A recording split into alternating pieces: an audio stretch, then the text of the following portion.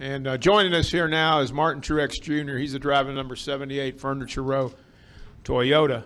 And Martin, I can't think of a driver over the past season plus 2 races been more consistent than you in our series. And you know, we were talking earlier, almost won this race here last year. Just talk about how the season started off for you and your outlook for this weekend here at Las Vegas.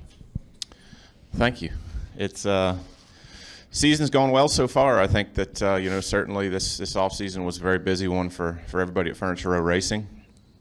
You know, the switch to Toyota was you know, it involved a lot of work. It involved a lot of overtime and, you know, a lot of effort by everybody involved, you know, from our side, also from Toyota's side, and the folks at JGR we have our alliance with. So it was very busy off season, and we've been really pleased with how things have started off with. Obviously, Daytona was a really good race for us, and Atlanta, you know, the first downforce race with the low downforce package went really well. We had a really fast car all weekend, and you know, we were challenged for the win all the way up till the end. So it's gone well so far, probably better than we even expected coming out of the gate, and just proud of everybody for their efforts and all the hard work that's went in. And you know, we had a good test yesterday, and looking forward to you know, seeing what we can do here this weekend.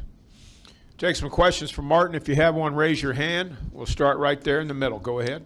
Rob Albright with PRN Radio. Martin, usually when a driver changes affiliations, manufacturer, and team, as you've done, everybody expects a time of adjustment.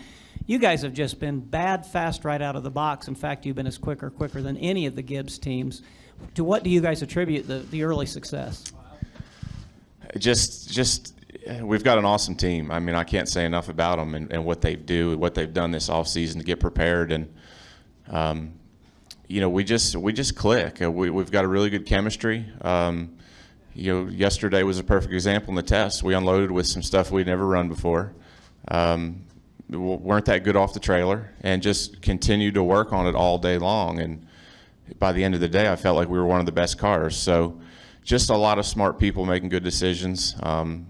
We really have a good chemistry. We really have you know, that trust and belief in each other that, you know, when I ask my guys for something, I know they're going to figure out how to get it to me. So it's just really fun to go to the racetrack and be able to work together like that as a team and have that confidence in each other. And you know, honestly, I've never had a team where I felt more confident in them, and I think most importantly, I've never had a team where I felt that in return, where they felt like I was, you know, the best guy for them, and you know, that they wouldn't want anybody else in their car. So just that relationship makes it so much easier to go to work and work on cars and try to figure out how to make them go fast.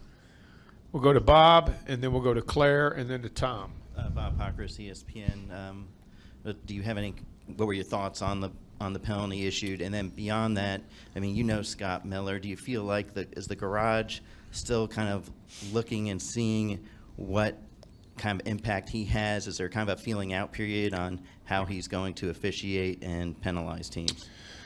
You know, I don't really know. You'd have to ask the team guys that. I don't know exactly, you know, how much that factors into things. You know, I think in our case, this situation is kind of an odd one.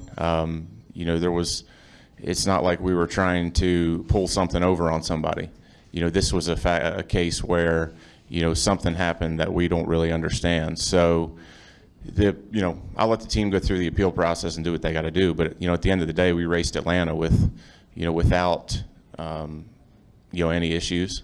We had, you know, obviously a fast car and very competitive day on the racetrack. And, you know, I'm just really looking forward to continuing that here today. So I'll let the team figure out that side of things, and I'll go out there and do my job this weekend.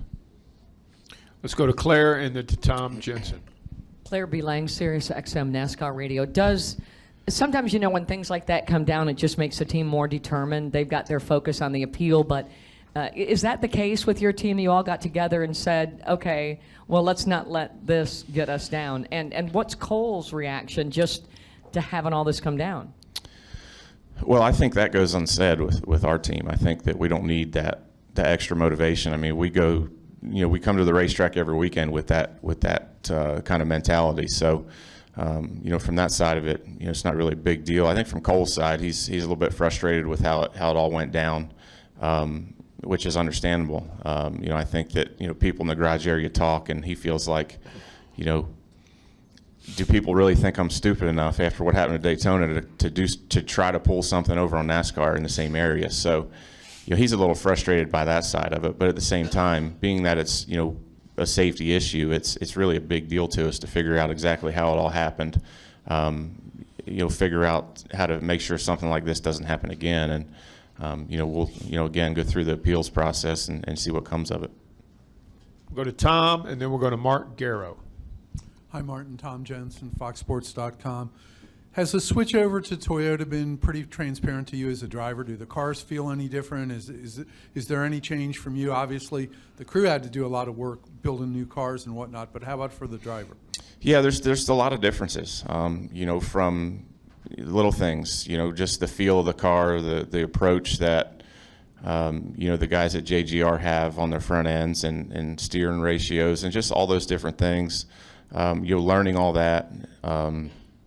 The fuel mapping and the digital dash is new and the low downforce is new. So there's a lot of new things this year that I've kind of had to adapt to quickly. I still don't know exactly where the switches are on the dash, and I have to look at them. I mean, little things like that take, some getting used to. And then we're working with a lot of different people. When we have our team meetings and we're in there with the Gibbs guys, it's, listening to Denny and Kyle and Matt and Carl and, trying to understand exactly what they're saying about their race cars. What is a car that's loose to them? What would it feel like to me if it's the same? So just trying to decipher a lot of things, work with a lot of new people and get to know them and understand them. And at the same time, try to keep that focus on our race car and what it takes to make it go faster. Just a quick follow-up. Are you running the JGR setups, or are you running what you traditionally ran? I would say it's probably a mix of both. A lot of the stuff that we've done so far is stuff we did last year. But the car itself and all the parts and pieces are so much different than what we had last year. It takes some adapting to on the setup side as well. We'll go to Mark Garrow, and then we'll go to Chris Knight. Mark Garrow, PRN. Martin, even though if you guys lose the appeal, could this penalty, even if it's a one-race suspension, have everything's about chemistry. You guys really got it going on. Do you worry at all that this could kind of deflate the momentum a little bit? I mean, if it was 6 races, I would say yes. But being that it's 1, I don't think that we'll miss a step. We've got a lot of good people that we can, plug in just to call the race. And, Cole obviously will still be a huge part of, getting our car to the racetrack the way he wants it and helping us get through the weekend setup-wise and making decisions. So I really don't see it being a big issue. I wish it didn't have to happen, but, it's part of it. Let's go over here to Chris Knight to the left. Martin. Chris Knight, catchfans.com. Martin, with the test yesterday, what kind of race do you think we can expect on Sunday? It's hard to say. I thought the track went through a really big transition yesterday just of getting rubber laid down. It got pretty hot in the afternoon. The track got pretty slick, which is good to see. I thought the groove got pretty wide for the first test day, and I think it'll continue to widen out as the weekend goes on, especially after the Xfinity race tomorrow. So I think it's going to be I think it's going to be a really good race. I think the groove's going to get wide and the track is going to be slick depending on the conditions Sunday, whether we get some rain. It's supposed to cool off, I believe, and get a little rain, so that might change it up a little bit. But I think if it stays pretty warm, it's going to be a really good race. Any other questions for Martin before we let him go? Martin, thank you for coming in. Good luck this weekend. Thanks, and, everyone. Again, thanks for being here. Thank you.